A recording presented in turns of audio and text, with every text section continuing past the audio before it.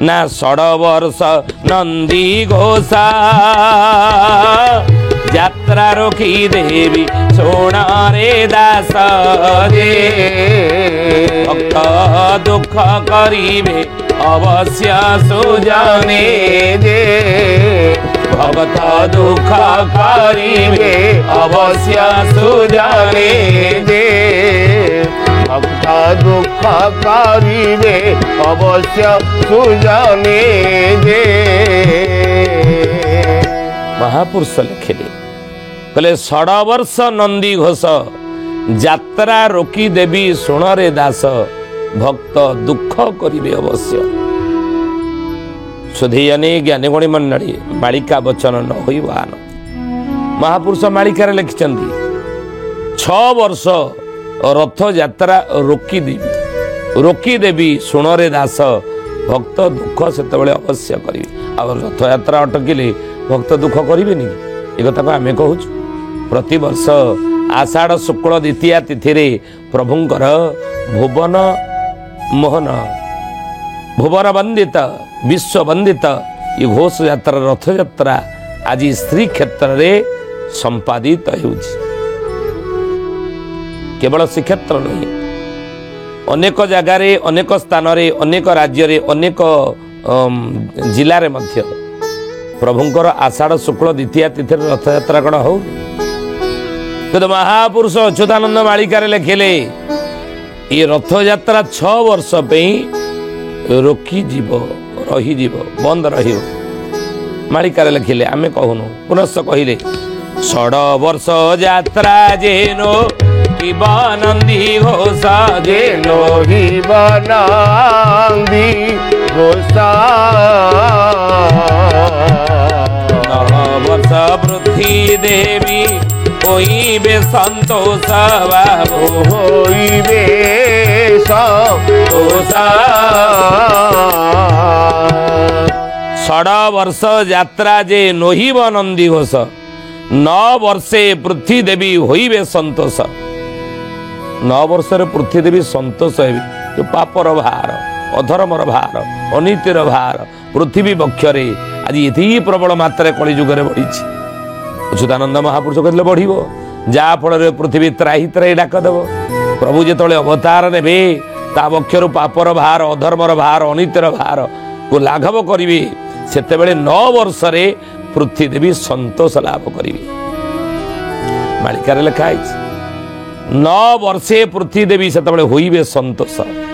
आउ से समय रे 16 वर्ष यात्रा जे नोहिब नंदी घोष 6 वर्ष नंदी घोष रथ यात्रा बंद रही मालिकार लिखा से कथा उपरे पुणी अच्युतानंद महापुरुष कौन कहले कहले श्री गुंडीचा यात्रा बंद होइब श्रीरंग ठारे युद्ध होइब श्रीरंग ठारे युद्ध होइब श्रीरंग ठारे युद्ध होइब।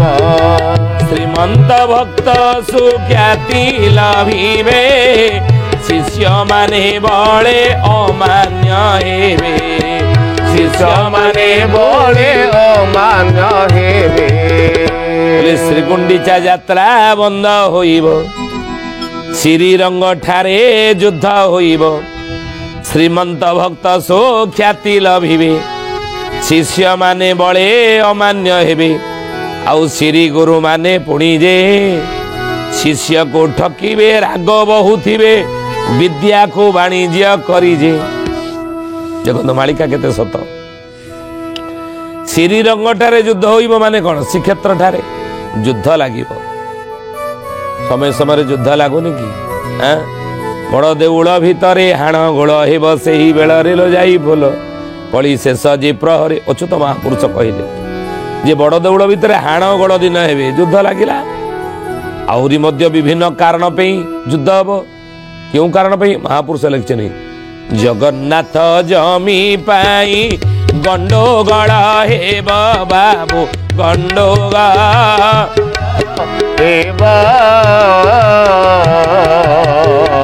बड़ी शेष रे बाबू जे ही देखिब बाबू ही देखिब ରହିବା ଜଗନ୍ନାଥ ଜମି ପାଇଁ ଗଣ୍ଡଗୋଳ ହେବ କଳି ଶେଷରେ ବାବୁ ହେ ଏହା ହିଁ ଦେଖିବ ମହାପ୍ରଭୁଙ୍କର ଜମିବାଡ଼ି ପାଇଁ ଗଣ୍ଡଗୋଳ ହେବ ବୋଲି ମାଳିକାରେ ଲେଖାଯାଇଛି। ତ ସେଇ କଥା କହିଲେ ଶ୍ରୀରଙ୍ଗଟାରେ ଯୁଦ୍ଧ ହୋଇବ ବୋଲି ଏ ମହାପୁରୁଷ ଅଚ୍ୟୁତାନନ୍ଦ ଜି କି ଜୟ। ସୁଧୀ ଜାନି ଜ୍ଞାନୀ ଗଣୀ ମଣ୍ଡଳୀ ଆଜିର ମାଳିକା ବଚନରେ ଆମେ ଆଲୋଚନା କରୁଛେ ବିଷୟ କ'ଣ ନା ମହାପୁରୁଷ ଅଚ୍ୟୁତାନନ୍ଦଙ୍କର ମାଳିକାର ନାମ ହେଲା ଚକଡ଼ା ମଡ଼ାଣ। ଆଉ ଏ ଚକଡ଼ା ମଡ଼ାଣର ପଦ କ'ଣ ନା 6 ବର୍ଷ ନନ୍ଦୀ ଘୋଷ ଯାତ୍ରା ରୋକି ଦେବି ଶୁଣରେ ଦାସ ଭକ୍ତେ ଦୁଃଖ କରିବେ ଅବଶ୍ୟ। 6 ବର୍ଷ ପୁରୀରେ ରଥଯାତ୍ରା କୁଆଡ଼େ ବନ୍ଦ ହବ ମାଳିକାରେ ଲେଖା ହେଇଛି। ଜ୍ଞାନୀ ଗୁଣୀ ମଣ୍ଡଳୀ ଏ କଥାର ସତ୍ୟାସତ୍ୟ କେତେ ସେ କଥା ହୁଏତ ଆମେ ସେ କଥା କହିପାରିବୁ ନାହିଁ କିନ୍ତୁ ମାଳିକା ବଚନ ନ ହଇବାନ ମାଳିକାରେ ଲେଖା ହେଇଛି ମାନେ ମହାପୁରୁଷ କହିଛନ୍ତି ହବ ବୁଝିଲେ। ଆଉ ଶ୍ରୀମନ୍ତ ଭକ୍ତ ସୁଖ୍ୟାତି ଲଭିବେ। ଶ୍ରୀମନ୍ତ ଭକ୍ତ କହିଲେ କ'ଣ ଭାଗ୍ୟବାନ ଭକ୍ତ। ଶ୍ରୀମନ୍ତ କହିଲେ କ'ଣ ଭାଗ୍ୟବାନ। ଶ୍ରୀ କାହା ପୂର୍ବରୁ ଲାଗେ ଶ୍ରୀ ଶବ୍ଦଟି କାହା ପୂର୍ବରୁ ଲାଗେ ନା ଯିଏ ଭାଗ୍ୟବାନ। ଶ୍ରୀ କହିଲେ କ'ଣ ଲକ୍ଷ୍ମୀ। ତ ଭାଗ୍ୟବାନ ଭକ୍ତମାନେ ଯେଉଁମାନେ ସେମାନେ ସୁଖ୍ୟାତି ପାଇବେ ସେମାନଙ୍କର ଖ୍ୟାତି ବଢ଼ିବ ଏ ସମୟରେ। ଅଚ୍ୟୁତାନନ୍ଦ ମହାପୁରୁଷ କହୁଛନ୍ତି ଏହି ସମୟରେ ଆଉ କ'ଣ ହବ ନା ଶିଷ୍ୟମାନେ ବଳେ ଅମାନ୍ୟ ହେବେ। ଗୁରୁକୁ ଶିଷ୍ୟମାନେ ମାନିବେ ନାହିଁ। ଆଗରୁ ଗୁରୁକୁ ଶିଷ୍ୟମାନେ ମାନୁଥିଲେ କିନ୍ତୁ ଏହି ସମୟରେ ଗୁରୁଙ୍କୁ ଶିଷ୍ୟମାନେ ମାନିବେ ନାହିଁ। ଆଗରେ କହିବେ ଗୁରୁ ଦଣ୍ଡବତ ପଛେ ହଲାଇବେ ହାତ କଳି ସେ ବ୍ୟାଗକୁ ଏହା ହୋଇବ ଶୁଣତୁ ବିନତା ସୁତ ଶୁଣତୁ ବିନତା ସୁତ ହେ ସୁଜନେ ଶୁଣତୁ ବିନତା ସୁତ ଶୁଣତୁ ବିନତା ସୁତ ହେ ସୁଜନେ ଶୁଣତୁ ବିନତା ସୁତ। ଜ୍ଞାନୀ ଗୁଣୀ ମଣ୍ଡଳୀ ସୁଧୀ ଜାନି ମହାପୁରୁଷ ଲେଖିଲେ ଆଗରେ କହିବେ ଗୁରୁ ଦଣ୍ଡବତ କଳି ଯୁଗର ଶେଷାର୍ଦ୍ଧରେ ଯେଉଁ ଶିଷ୍ୟମାନେ ସବୁ ଥିବେ ସେମାନେ ଆଗରେ କହିବେ ଗୁରୁ ଦଣ୍ଡବତ କିନ୍ତୁ ପଛେ ହଲେଇବେ ହାତ। ଏ କଥା ଘଟିବ ବୋଲି 600 ବର୍ଷ ତଳେ ମାଳିକାରେ ମହାପୁରୁଷ ଲେଖିଥିଲେ।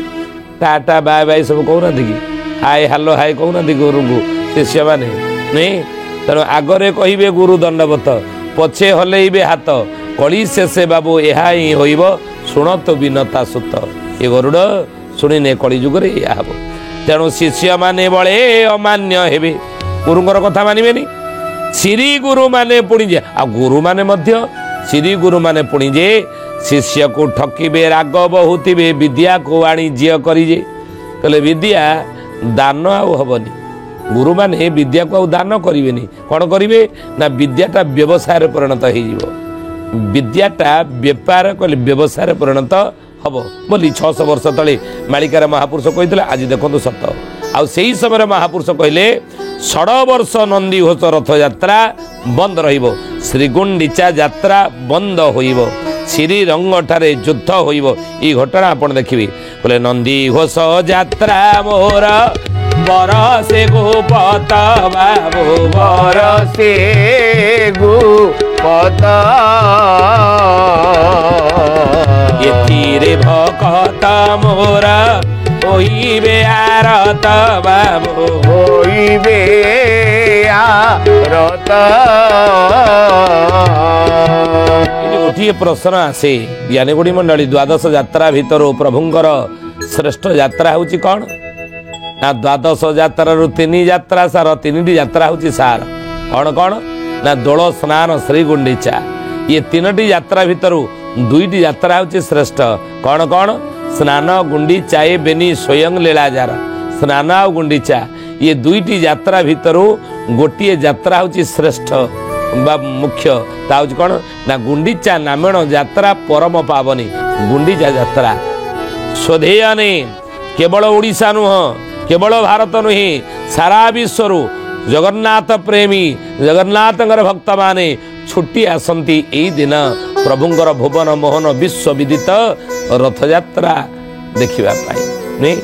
ପୁରୀ ବଡ଼ଦାଣ୍ଡରେ ବଡ଼ଦାଣ୍ଡ ଲୋକାରଣ୍ୟ ହେଇଯାଏ लक्ष लक्ष भक्त मान समागम हो जाए कि अच्युतानंद महापुरुष मालिकार सूचना देले कलिजुगे रथयात्रा प्रभुंकर बंद हम केते दिन केते वर्ष बंद हम ना 16 वर्ष यात्रा जे नोहिब नंदी घोष 6 वर्ष रथयात्रा आगु कुआड़े बंद हो मालिकार लिखाई आप यहाँ कौन सत अतीत को जदि आम जा विलुप्त से इतिहास विस्मृतिर गर्भरे ये कथार सत्य सत्य केते ना अतीत 442 वर्ष